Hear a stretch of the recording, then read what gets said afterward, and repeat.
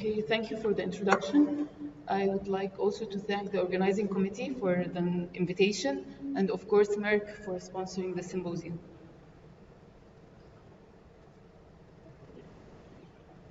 So my presentation today is going to be about family planning in MS.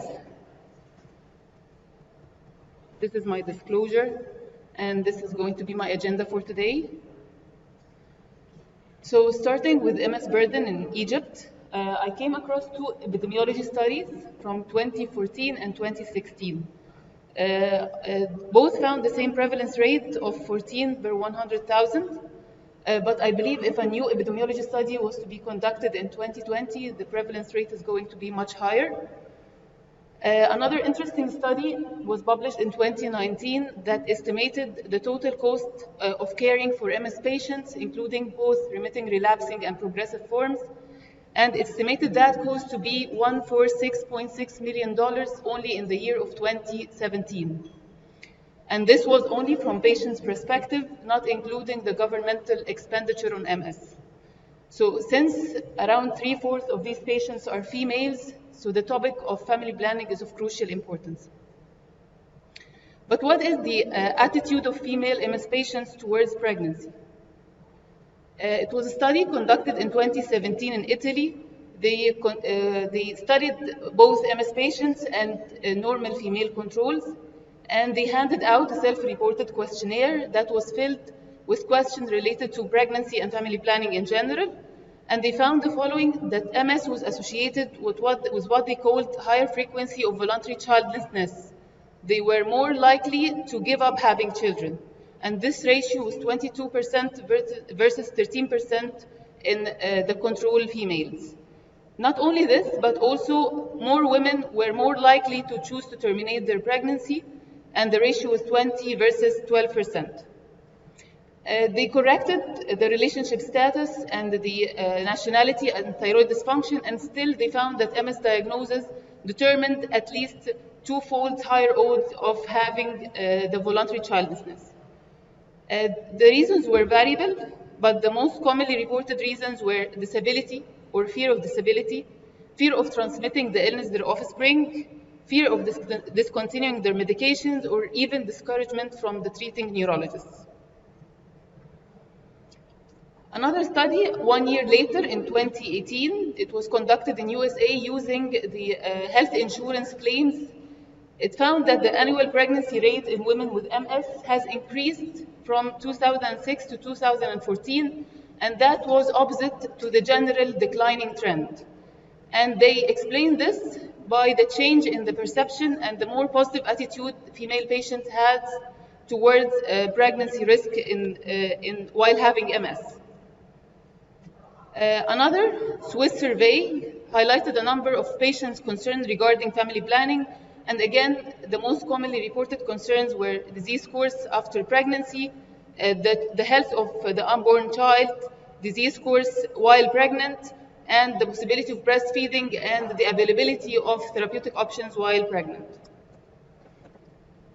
When they attempted to find the role of neurologists in family planning in the same study, they included 271 patients, and they tried to estimate the frequency at which the topic of pregnancy was addressed by their neurologist. And they found a striking result, honestly, that only 17% of patients had their neurologist talking to them about family planning, while 25.8% never even mentioned the topic. So based on these data, now family planning for female MS patients is not an option, it's a must. So now the patient, I have my patient, she's planning to get pregnant. So what do I tell this patient?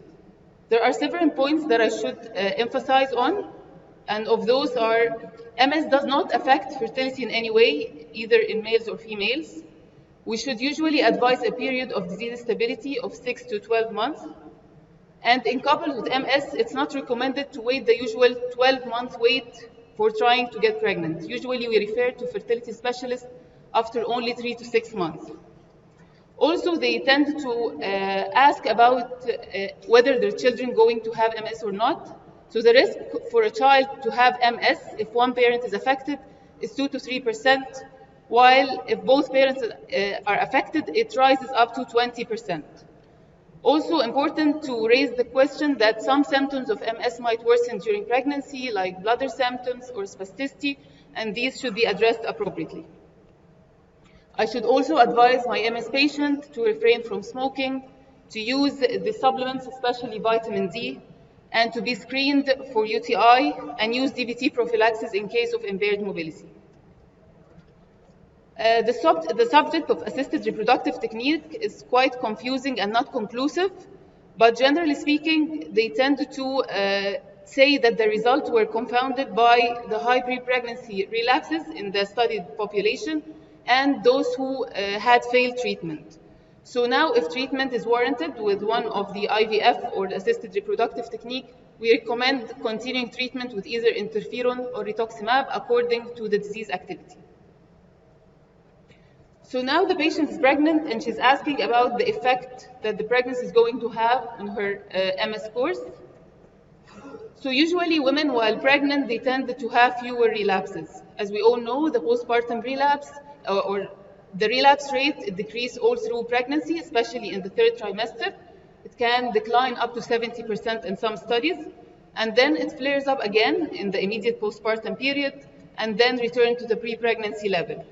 But actually, this protective effect is not 100%, and still relapses do occur, especially if the patient has been having a highly active disease course. So what happens if the patient relapsed while pregnant? So we treat relapse during pregnancy with the usual short courses of high-dose methylprednisolone, and if the relapse is steroid refractory, we can resort to plasma exchange. Usually steroid better avoided in the first trimester because of the possibility of cleft lip or palate in the newborn infant. And usually we wait 3 to 4 hours after infusion if the patient is nursing in the postpartum period. And sometimes for very skeptical patients, we can wait up to 24 hours of bump and dump.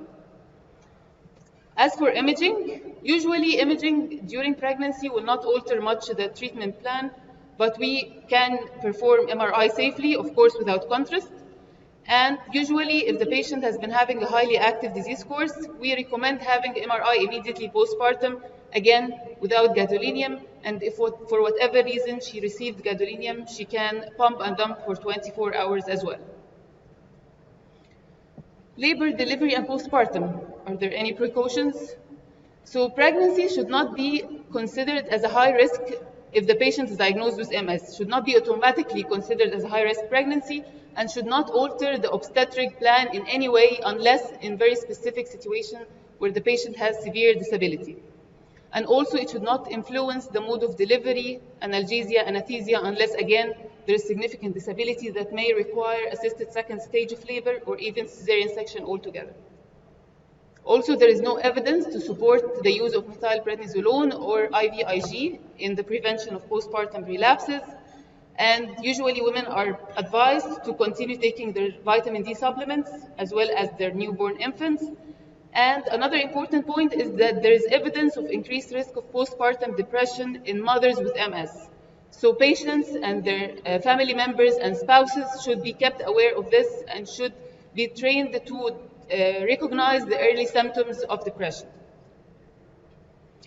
As for breastfeeding, there was a nationwide German MS and pregnancy registry study that studied 170 female patients who exclusively breastfed their infants. And they found that exclusive breastfeeding reduced the rate of postpartum relapse more than those who did not do this exclusively or who never breastfed in order to resume their treatment. However, again, this effect is not 100% as relapses still did occur, but only at a lower rate.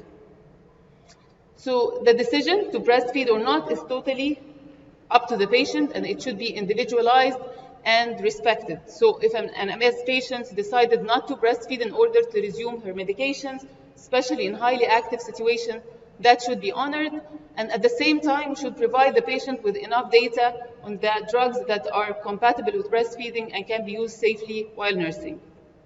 So what are these drugs that can be used whether during pregnancy or in breastfeeding?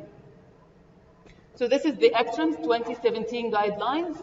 They state that if a woman is planning to get pregnant and she has a high risk of disease reactivation, she can continue safely on interferon until conception, or in some specific cases, if clinically indicated, she can even continue throughout her pregnancy on interferons.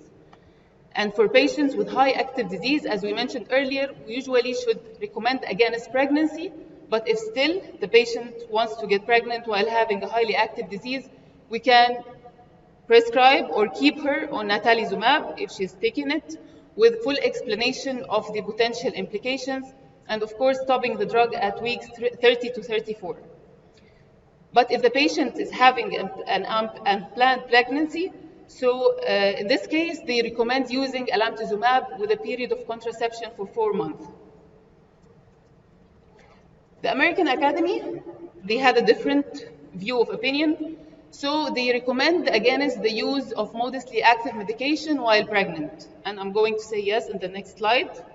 And in highly active situations, rituximab is recommended.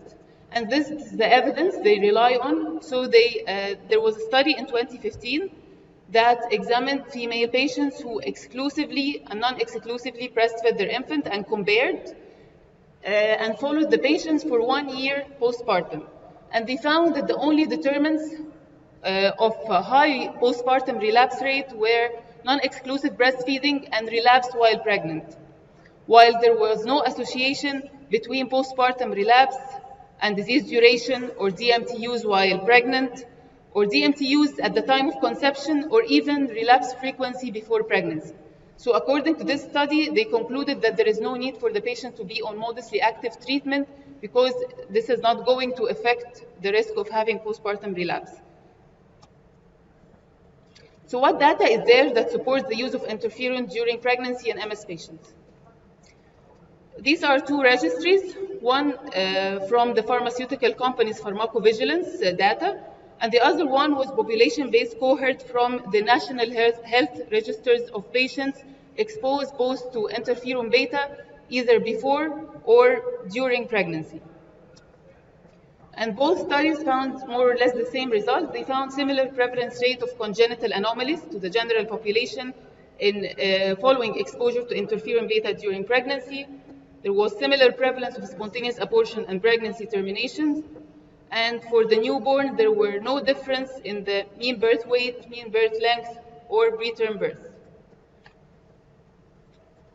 For the breastfeeding, generally speaking, for any drug to be transferred through the breast milk, there are many factors like the molecular weight, oral bioavailability, volume of distribution, lipid solubility, and many other factors. So in this study, they collected a breast milk sample from women who had been exposed to interferon beta postpartum and who were breastfeeding.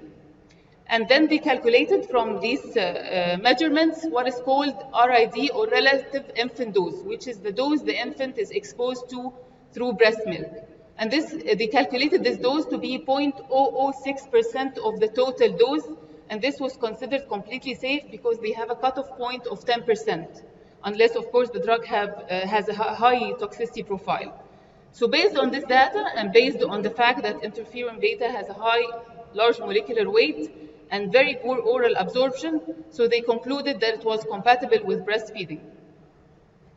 Moreover, some studies evaluated the newborn infant who were breastfed while their mother were taking interferon, and they found no adverse event.